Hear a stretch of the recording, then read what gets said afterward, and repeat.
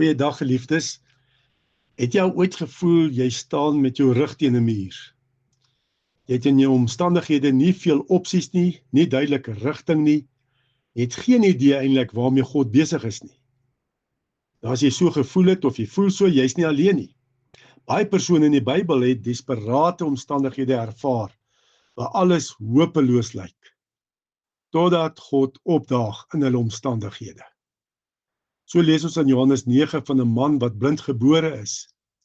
Jesus se disippels vra vir hom toe: Rabbi, deur wie se sonde is dit dat hierdie man blind gebore is? Sy eie of sy ouers se? En Jesus antwoord: dis nie deur sy eie sonde nie en ook nie deur sy ouers se nie, maar hy's blind sodat die werke wat God doen in hom gesien sal kan word. En dis Johannes 9 vers 2 tot 3. En dan lees ons verder hoe Jesus hom genees het en so word dit duidelik dat die almagtige God teenwoordig is in Jesus se optrede. 'n Kragtige wonderwerk wat openbaar hoe God dikwels desperate probleme en omstandighede gebruik om blindgebore te wees. Maar God gebruik dit om sy almag en beloftes te openbaar. Ons lees ook byvoorbeeld in 1 Koning 17 van Elia, wat bonatuurlik deur God versorg is. Eerstens bring kraaie vir hom kos by die spruitkrit.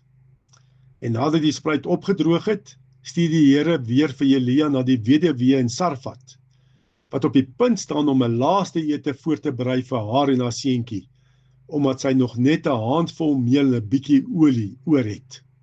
En sy het gedink dan gaan hulle sterf. Maar die Here beloof en doen 'n wonderwerk deur Elia, sodat die meel en olie nie opraak nie, totdat dit weer gereën het in die land. Hoekom laat God baie keer lyding toe?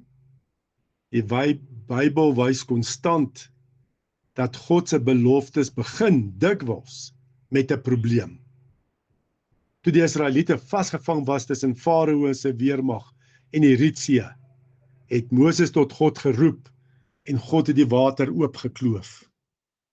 Toe Dawid voor die reus Goliat staan, het Dawid hom beroep op die beloftes van die Here en die Here het vir hom die oorwinning gegee. Toe die disippels in 'n storm op die see in doodsgevaar verkeer het en gedink hulle gaan sink, het Jesus die storm laat ophou met 'n woord. In al hierdie gevalle ervaar gelowiges probleme te groot om op te los, maar vir God is dit moontlik. Ek wil net so vinnige getuienis gee. Gister het Celeste my geskakel in verband met die Victory in Jesus Christ, wat ons hierdie naweek beplan om aan te bied daar by Good News Community Church in Braamfontein. Nou hoe dit gebeur het is dat hulle leier, Louis, het my genader en gevra of ons die finansiële kursus vir hulle sal aanbied.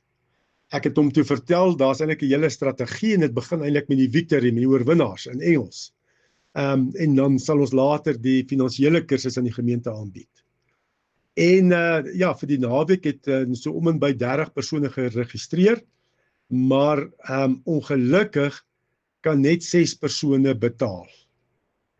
Dit is maar 'n gemeente waar baie gemeentelede is eintlik maar werkloos.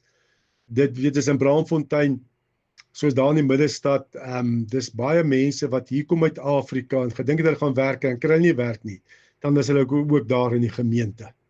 So, ons vra die minimum. Ons vra geen geld om te maak nie, dis net om vir jou handleiding te betaal en vir kos. En dit kom toe uit op 'n tekort van so R5,000 vir die naweek. En gister maak sy les toe 'n draai by Linden Gereformeerde Kerk om vir Daniel te gaan sien. En sy loop toe sommer vir Jakob en Willem en Daniel raak. Sy vertel toe van die tekort van R5,000 en hulle sê toe vir Daniel, sy moet met hulle finansiële persoon praat en om 'n lang storie kort te maak, Linden borg die R5,000. God voorsien. God, voordat hy vra, gee hy eers. Nou God doen vandag nog wonderwerke en sy beloftes is net so kragtig vir jou besigheid, vir jou werk, vir jou daar in die skool, as wat sy beloftes is in die kerk. En deur die geloof sal jy ontdek dat God dikwels probleme gebruik om die krag van sy beloftes te openbaar. Bid saam met my. Dankie Here, dat my lewe in U hande is en dat geen probleem vir U te groot is nie. Ek vertrou op U dat U beloftes waar is en dat U my ook wil gebruik sodat U werke deur my gesien kan word. Ek bid dit in Jesus se naam. Amen.